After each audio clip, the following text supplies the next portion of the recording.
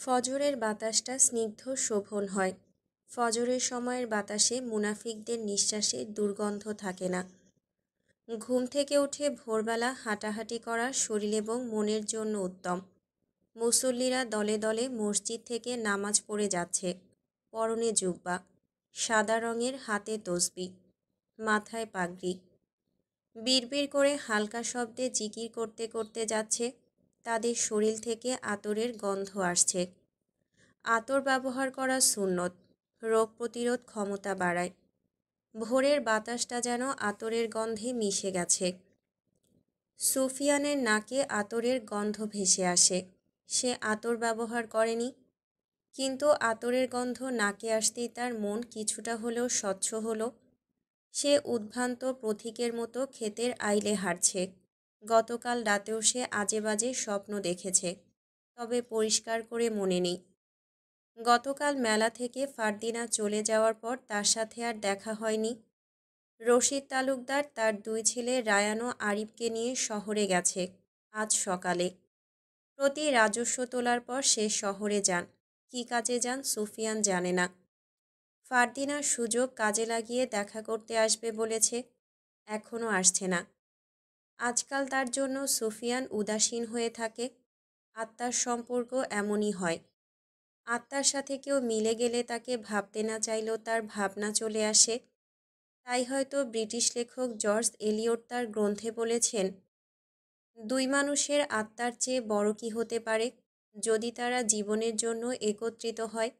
সব কাজের মধ্যে একে অপরকে শক্তি দেওয়া, সব দুঃখে একে অপরের উপর নির্ভর করা, সব কষ্টে একে অপরের সহায়তা করা, শেষ বিদায়ের মুহূর্তে নীরব ও অমোঘ স্মৃতিতে এক হওয়া। জর্জ এলিয়টের প্রথম গ্রন্থের প্রধান চরিত্রে ছিল ডেরোথিয়া ব্রক, যিনি ছিলেন ভালোবাসা পাগল। নারী হয়েও সে ভালোবাসার মানুষটির জন্য পথে পথে হেঁটেছে পাগলের মতন। আজ সুফিয়ান হাঁটছে, তবে সে পুরুষ। পুরুষেরা ভালোবেসে বেশি পাগল হয়। পুরুষের দেহ শক্তিশালী, কিন্তু দেহের ভেতরে থাকা 12 সেন্টিমিটারের হৃদয়টা যে দুর্বল, শুধু একজনকে ঘিরে, ফারদিনা। কাল আজমাত ফারদিনার হাসির প্রশংসা করেছিল। আজমাত একজন পর্যটক এবং একজন অতিথি বলে বেঁচে গেছে। নয়তো যে চোখ দিয়ে ফারদিনার রূপ দেখেছে সেই চোখই উপড়ে ফেলত। মুখ দিয়ে প্রশংসা করেছে, সেই মুখ ভেঙে দিত। ভিনদেশিদের নিজ দেশে সম্মান করতে হয়, বলেছে নিজাম হায়দার। সুফিয়ান কোনোভাবে নিজেকে সামলে নিয়েছিল। সে জানে ফারদিনা তাকে ইচ্ছে করেই রাগায়। ফারদিনা জানে না সুফিয়ানের ঠিক কতটা কষ্ট হয়। বদ্র, হাবলু, লাল মিয়াজ একসাথে খেতে এসেছে। আজ ওদের কাজ ছিল না। কাল সুফিয়ান আসতে বারণ করেছে। একদিন ছুটি দিয়েছে, পারিশ্রমিক দিয়েছে। ওরাও বলেছে আসবে না, কিন্তু ওরা এসে বাদবাকি কাজ শুরু করেছে। সুফিয়ান নিরুত্তাপ ভঙ্গিতে বসে আছে। বদ্রু তার অভিব্যক্তি দেখে বলল, ওই যে আপনার রানী চলে আসছে। সুফিয়ান উল্লসিত হলো না। ধীরস্থির দৃষ্টিতে ঘুরে তাকালো ফারদিনার দিকে। আজ সে আগে আগে হাঁটছে, ঝিলমিল পেছনে। ওর সাথে আজমাত। সুফিয়ান স্থির হয়েছিল। হঠাৎ যেন রাগ উঠতে শুরু করল। না, অকারণেই রাগ দেখানো যাবে না। মেয়েরা হয় ফুলের মতো, ফুল তীব্র বাতাসে ঝরে পড়ে। ফারদিনা তার কাছে শুধু ফুল নয়, একটা নক্ষত্র। ফারদিনার হাতে কিছু একটা দেখা যাচ্ছে, সোনালি কাপড়ে মোড়ানো। ফারদিনা সুফিয়ানের কাছে এসে ক্ষীণ গলায় কাশি দিল, যেন সুফিয়ান তাকে দেখেনি। সুফিয়ান আইনের উপর থেকে উঠে দাঁড়ালো, বলল, খোলা মাঠ থেকে চলো। কোথায়? এমন জায়গায় যেখানে তোমাকে আমাকে কেউ দেখবে না। সেই জায়গা কোথায়? ফারদিনার কণ্ঠে খোলা খোলা ভাব প্রকাশ পাচ্ছে। নীরব ঘরে। সুফিয়ানের মুখে হাসি নেই, একরাশ স্তব্ধতা। সেখানে কি করবে? সুফিয়ান দুই কোমরে হাত দিয়ে এদিক ওদিক তাকিয়ে লম্বা শ্বাস ফেলে বলল, অন্যরা যা করে আমরাও তাই করব। বেয়াদব মেয়ে একটা, সব বুঝেও বাচ্চা সাজে। বলে ফারদিনার হাত ধরে তার বাড়ির দিকে নিয়ে যায়। ঝিলমিল আজমাত হাঁ করে তাকিয়ে রইল। বদ্রু, হাবলু, লাল মিয়া নিজেদের মধ্যে বলল, এদের প্রেমের জোয়ারে ভেসে যাই আমরাও। ঝিলমিল বলল, নিজেদের প্রেমে ভাসো, অন্যটার দিকে নজর দিও না। সুফিয়ান ফারদিনাকে নিয়ে ঘরে চলে আসে। ফারদিনা চেয়ারে বসে আছে। সুফিয়ান চোখ তুলে দেখছে ফারদিনার হাতে সোনালি কাপড়টা। জিজ্ঞেস করেনি ওটা কি। টেবিল থেকে একটা বই বের করলো সুফিয়ান। কিছু পৃষ্ঠা উল্টিয়ে একটা লকেট বের করলো, স্বর্ণের লকেট। ফারদিনা চোখ কুঁচকে বলল, এটা তুমি কোথায় পেলে? আমার মায়ের ছিল। লকেটের ভেতরে খোদাই করা দুটো অক্ষর আছে। অক্ষর দুটো কি? স এবং ফ। এর দ্বারা কি হতো? স আমার আব্বার নামের প্রথম অক্ষর। আমার মায়ের নাম ছিল ফারহিনা। ঠিক আমার নামের মতো। এতটা মিল। ফারদিনা শীতল হয়ে গেল। হয়তো এটা কাকতালীয়, কিন্তু এক হিসেবে ভালোই হয়েছে।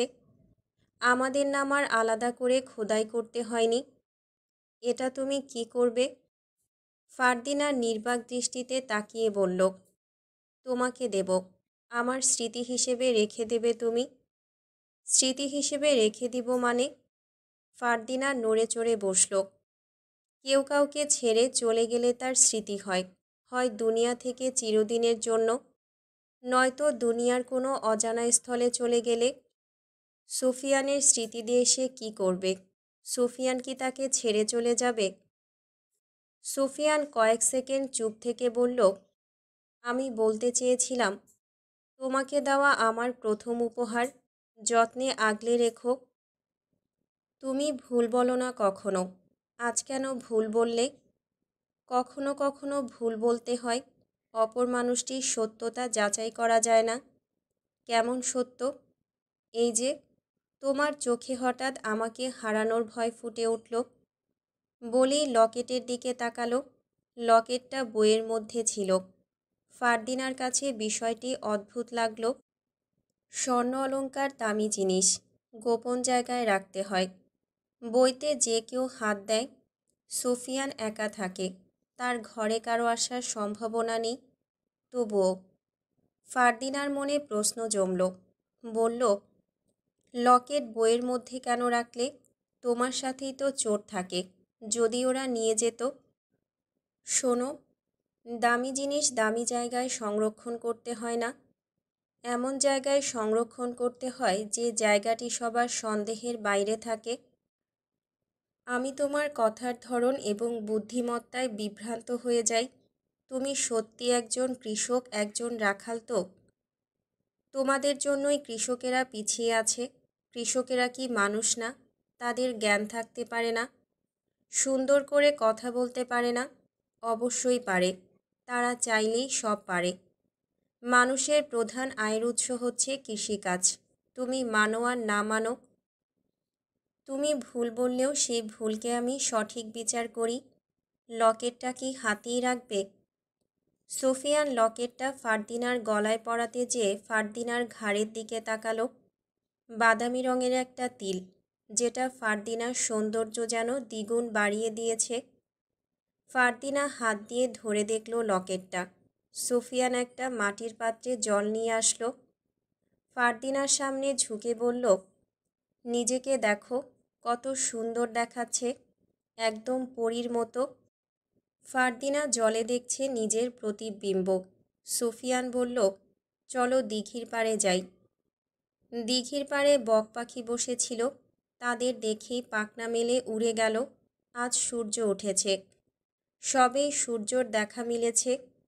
সকাল থেকে কুয়াশায় ঘেরা ছিল। তখনকার সাথে এখনকার আবহাওয়ার পার্থক্য অনেক।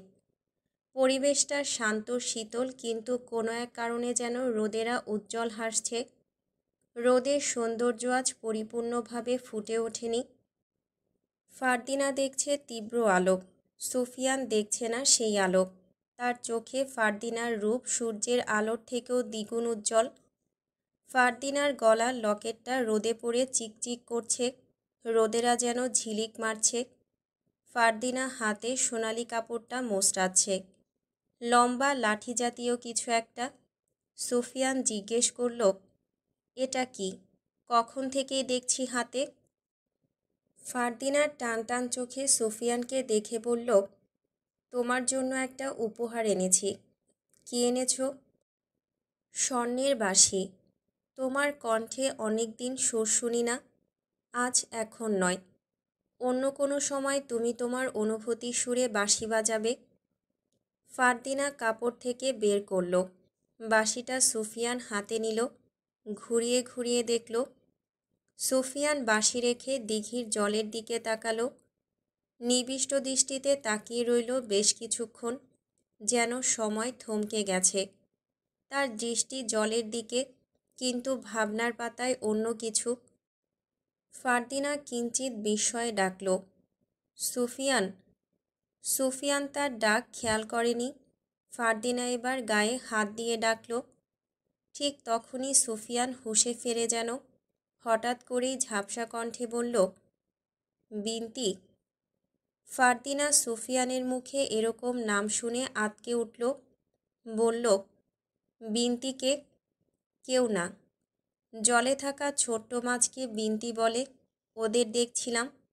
সুফিয়ানের চোখ এলোমেলো। ফারদিনা চিন্তার ঘূর্ণিতে হারিয়ে গেল। বলল, মিথ্যে বলছো কেন? আমি তোমার সামনে বসা, তোমার জন্য একটা উপহার নিয়ে আসলাম, আর তুমি ছোট্ট মাছ দেখছ। কি হয়েছে তোমার? তোমার বাঁশিটা সুন্দর, তবে তোমার থেকে বেশি নয়। মানুষ ভাবনার জগতে তখনই যায় যখন বর্তমান মুহূর্তের সাথে অতীতের কিছু স্মৃতি জড়িয়ে থাকে। কী সব বলছো তুমি? ছোট্ট মাছকে বিনতি বলে। বিশ্বাস না হলে তোমার ভাইকে জিজ্ঞেস করে নিও। তুমি আজ মিথ্যে বলছো না। কিছু একটা বলতে গিয়ে তোমার কণ্ঠ আটকে গেছে। ধুর বোকা, আমি কখনো কথায় আটকে যাই না। ফারদিনা একদম চুপ হয়ে গেল। বিনতি কোনো মেয়ের নাম। সুফিয়ানের মুখ থেকে হঠাৎ ওর নাম বেরিয়ে গেছে।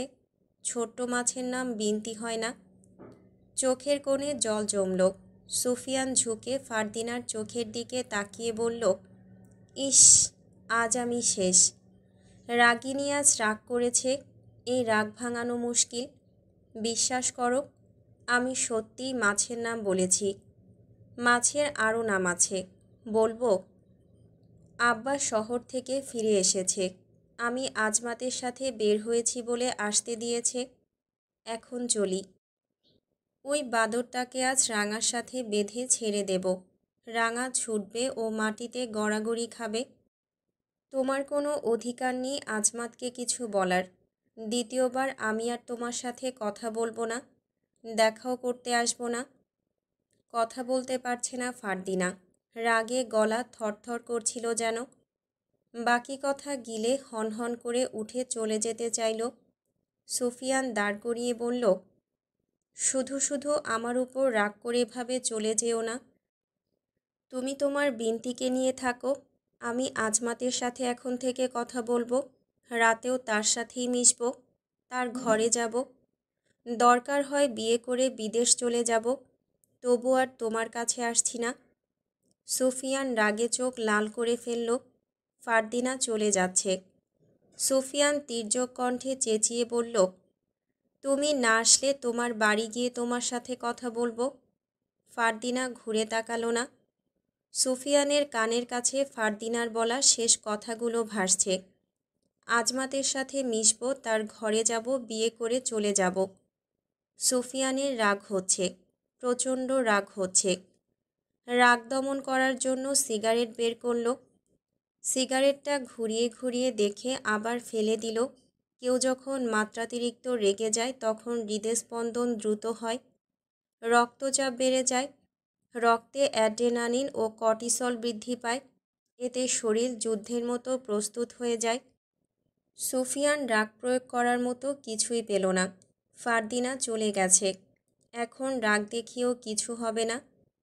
নিয়ন্ত্রণ করছে নিজেকে। মাথা পেছনের দিকে ঝুঁকিয়ে সূর্য বরাবর তাকালো। সূর্যের রশ্মি সরাসরি তার মুখে পড়েছে। তাপ সহ্য হচ্ছে। সূর্যের তাপের থেকে ফারদিনার শেষ কথাগুলো বেশি তিক্ত ছিল। আশেপাশে তাকালো স্থির চোখে। হাতের বাঁশিটা দেখল, আলতো করে স্পর্শ করল, যেন এটি স্বর্ণের নয় তুলার তৈরি। সন্ধ্যার সময় কুদ্দুস রান্নাঘরে খুঁটিনাটি কাজ করছে। আজ সারাদিন ভেবেছে ফারদিনাকে কিভাবে পাওয়া যায়। ও যেদিন থেকে এই বাড়িতে প্রথম এসেছে সেদিনই ফারদিনাকে দেখে প্রেমে পড়েছে। ফারদিনাকে প্রেমের প্রস্তাব দিয়েছে কিরগিজ ভাষায়। ফারদিনা সেদিন হেসে উড়িয়ে দিলেও বলেছে তার সিদ্ধান্ত জানাবে, কিন্তু জানায়নি। কুদ্দুস হতাশায় ভুগছে। বিকেলের দিকে একজন তান্ত্রিকের নাম মনে শোনে, কালীচরণ তান্ত্রিক। সে কালো জাদু করছে আজ দীর্ঘ ৩০ বছর ধরে। কালীচরণের খোঁজ দিয়েছে রশিদের অন্যতম বিশ্বস্ত অনুচারী। কুদ্দুস ফারদিনার জন্য তান্ত্রিকের খোঁজ করছে। বিষয়টি লুকিয়ে মিথ্যা বলে সে তান্ত্রিকের সন্ধানে যায়। তার কাছে বিস্তারিত বলার পর একটা মাটির পাত্রে জল দিয়েছে। বলেছে এই জল রাত ১২টার আগেই যেন ফারদিনাকে খাওয়ানো হয়, তাহলে সে কুদ্দুসের প্রেমে পড়ে যাবে। কুদ্দুস হাসছে। আজ সে ভীষণ খুশি। ফারদিনাকে নিজের করে পাবে। সময় শুরু হয়ে গেছে, এখনই খাওয়ানো দরকার। হাতে জলের পাত্র নিয়ে রান্নাঘর থেকে বেরিয়ে যেতেই দেখল রশিদ তালুকদার বৈঠকখানায় বসে আছে, সাথে রায়ান, আবির এবং জেবুন্নেসা। কিছুক্ষণ পর রায়ান, আবির ও জেবুন্নেসা চলে যায়। রশিদ বসেই আছে। কুদ্দুস জলের পাত্রটা পুনরায় রান্নাঘরে নিয়ে গেল। রশিদ বিষয়টি দেখে ডাকল, কালু, খেজুরের রস নাকি? নিয়ে আয় তো, গলাটা শুকিয়ে গেছে, রস খেলে ভালোই হবে। কুদ্দুস মহা বিপদে পড়ল। রশিদ শহরে গিয়েছিল, এত তাড়াতাড়ি শহর থেকে আসার কথা নয়। কুদ্দুস কী করবে বুঝতে পারল না। অপ্রস্তুতভাবে উত্তর দিল, জল তেষ্টা পেলে জল খেতে হয়, রস না। মাথা গরম করিস না, নিয়ে আয়। কুদ্দুস নিয়ে আসলো। কিন্তু এটা রস নয়, জল, কালো জাদুর জল। এই জল কিছুতেই খেতে দেওয়া যাবে না। প্রসঙ্গ বদলে কোনোভাবে এখান থেকে ছুটে পালাতে হবে, সোজা ফারদিনার কাছে। কুদ্দুস বলল, আপনার না শহরে যাওয়ার কথা? মাঝপথে গিয়ে ভাবলাম আজ না গেলেও চলবে, পরে একদিন যাব। কেন? আমি আসাতে বুঝি তুই খুশি হসনি? আপনার বাড়ি আপনি আসবেন, আমার ভালো লাগা না লাগাতে কি যায় আসে? বক বক না করে রস দে। এটা রস না, তাহলে কি? কুদ্দুস এখন কি বলবে? রশিদের থেকে এত সহজে পালাতে পারবে বলে তো মনে হয় না। রশিদ পাত্রে ছড়ি ঠুকে বলল, কি হলো? কি আছে এটাতে? এমনভাবে ধরে রেখেছিস যেন তোর প্রাণ লুকিয়ে রেখেছিস। তেমনই। দে দে, জলদি দে। তোর সাথে ঝগড়া করার আমার কোনো ইচ্ছে নেই। রসটা দে তো, খেয়ে ঘুম দিতে হবে। রস খেলে ঘুম হয় জানিস তো। না, সবে জানলাম। আমি রস দেব না, আমার খাওয়ার জন্য এনেছি। পাত্রটা আমার কাছে দে। তুই হাঁ কর, আমি ঢেলে দিই। তুই এক চুমুক খা, বাকিটা আমি খাবো। না, কিছুতেই দেওয়া যাবে না। তাদের কথোপকথনের মাঝে হাজির হয় ফারদিনা। সে বলল, তোমরা কি নিয়ে কাড়াকাড়ি করছো? দেখ তো মা, কালু আমায় রস খেতে দিচ্ছে না, ওকে বাড়ি থেকে বের করে দিয়ে আয় তো। রেগে গেলেন রশিদ। ফারদিনা কুদ্দুসকে লক্ষ্য করে বলল, কি কুদ্দুস ভাই, রসটা দিচ্ছ না কেন? আব্বা খেতে চাচ্ছে, দাও। বলেই ফারদিনা কুদ্দুসের হাত থেকে জলের পাত্রটা নিয়ে রশিদের হাতে দেয়। কুদ্দুস ভয়ে নিজের হাত নিজেই কামড়াতে শুরু করল। ফারদিনা অতিথিশালার দিকে চলে যায়। রশিদ রস বুঝে জল খেয়ে বলল, হতচ্ছাড়া, এটা তো জল। এতক্ষণ আমার সাথে মশকরা করেছিস। কুদ্দুস কিছু না বলে নিজের ঘরে দৌড়ে চলে যায়। দরজা কপাট বন্ধ করে দিল। বিছানায় ধপ করে বসে পড়ে। আজ ওর অবস্থা দফারফা হয়ে যাবে। তান্ত্রিক কালীচরণ বলেছে এই জল যে খাবে সে সাথে সাথে ওর জন্য বশ হয়ে যাবে, ওর প্রেমে হাবুডুবু খাবে। কালীচরণের কালো জাদুর কাজ কোনো দিন বিফলে যায়নি। রশিদ নিশ্চয়ই এখন ওর ঘরে আসবে। কুদ্দুসের ভাবনা শুরু হওয়ার আগেই দরজায় কড়া নাড়ার শব্দ ভেসে আসলো। নিশ্চয়ই রশিদ। কুদ্দুস কোনো মতেই দরজা খুলবে না। দরজা এখন ধাক্কাধাক্কি করছে। দরজা ধাক্কানোর আওয়াজে কুদ্দুস লাফিয়ে উঠল। আজ দরজা ধাক্কানোর কথা ছিল ফারদিনার, হলো না। সব কিছু এলোমেলো হয়ে গেল। এবার রশিদ চেঁচিয়ে ডাকল কুদ্দুসকে। কুদ্দুস উত্তর দিল, আমি ঘুমিয়ে পড়ছি, আপনি আপনার ঘরে যান। যতটা সম্ভব জোর গলায় উত্তর দিয়েছে। দরজার ওপাশে শব্দ গেছে বলে নিশ্চিত হলো না। রশিদ আবার ডাকল। কুদ্দুস ধীর পায়ে হেঁটে দরজার দিকে গেল। মুখে একটা গামছা চেপে ধরল।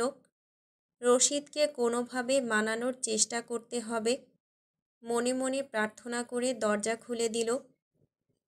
রশিদ নরম গলায় বলল, তোর এতক্ষণ লাগলো কেন দরজা খুলতে? আপনি আমার ঘরে কেন? আজ আমি তোর সাথে ঘুমাবো, সর। বলেই কুদ্দুসের খাটের উপর বসে। কুদ্দুস চোখে মুখে ভেজা ভাব এনে বলল, আমার সাথে কেন ঘুমাবেন? তোকে আমি সারাদিন বকাঝকা করি, আজ থেকে আর বকাঝকা করব না। তাছাড়া এতদিন তোর ভালোবাসা আমি বুঝতে পারিনি। কুদ্দুস রশিদের সামনে গিয়ে বলল, আমায় বকেন মারেন বেশি বেশি কথা শোনান, তবু আমার ঘর থেকে যান। তুই আমার সাথে এরকমটা করিস না। আজ আজ আমি তোর সাথেই থাকব। কুদ্দুস কাঁদো কাঁদো গলায় বলল, ইয়া আল্লাহ, এ কি বলে? আমি এখন কি করব? কই যাব? রশিদ ঠান্ডা গলায় ছড়ি ওর দাড়িতে ঠুকে বলল, তোর কি আমাকে পছন্দ না? আমার অর্থ সম্পত্তি কোনো কিছুর অভাব নেই। কি নেই আমার? সব আছে। কি চাই তোর বল।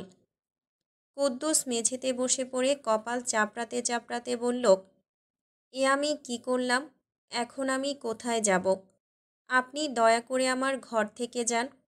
কেউ আপনাকে এই অবস্থায় দেখলে হাসাহাসি করবে। রশিদ কুদ্দুসের সামনে হাঁটু গেড়ে বসে বলল, তুই চাস আমি চলে যাই? আমি গেলে তুই সত্যিই খুশি হবি? জলদি যান, আর আমি দেখতেছি কি করে আপনার বশ কাটানো যায়।